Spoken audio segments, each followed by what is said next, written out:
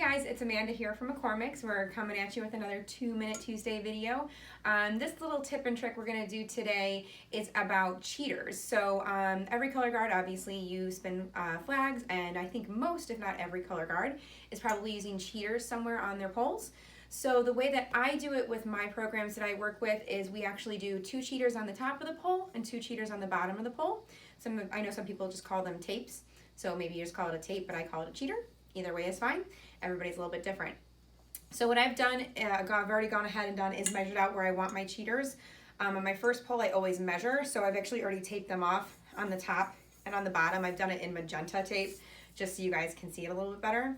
So the first thing you gotta do is decide which one you want your top and bottom. I do tape my tops a little bit differently, and we'll get to that in a second. So the bottom ones are really easy.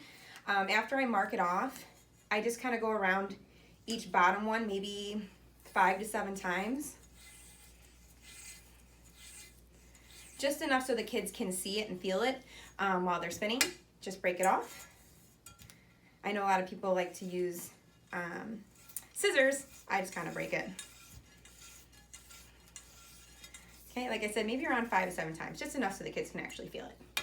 Okay, and on the top side, when you flip it over, so there's nothing in the middle because that's where your tab goes, so tab is usually right in the middle. The 2 on the top, what I actually do, I've actually learned this from somebody else. This was not my idea, I don't want to take credit from it, but I loved it. So I started doing this about 2 years ago. You go around once, so you want to go around once, and then you actually you take the tape and you start twisting it. So the top side is where the silk is going to be. So that's always harder for the kids to feel. So you want to get this long, twisted, basically strand of tape, almost like a string. So then you guys can feel it, and it's on the sticky side out right now. So once we have enough to go around the pole once, I just take it and I re-tape it around.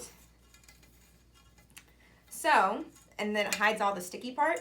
So if you guys can see, it actually leaves a little raised part right here, so the kids can really feel that's still under the silk, which is awesome, because I know that before the kids are always looking for, I don't know where my tape is.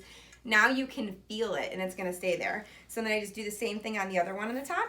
I know some people also only do one on the top. That's fine too. There's no right and wrong. There's only my way, your way. So again, just twisting it, making a long string to go all the way around. Wrap around it so it's not sticky. Just break it off. And again, like I said, I do 2 top and bottom. On a 6-foot pole, I actually just measure it out evenly. So it's 12, the first one's 12 inches from the top, then another 12 inches down. Same thing for the bottom. And then that leaves you your empty center where your tab is gonna be. But it just kind of depends on what you guys wanna do. Every 6 inches less your pole is. So if you're going to do a 5.5-foot pole, it's 1 inch less per cheater. So 11 inches for a 5.5-foot pole, and 10 inches for a 5-foot pole. So depending on what you guys spinning, that's how I measured out. Hope you guys enjoyed this 2-Minute Tuesday video, and keep watching every week for more fun.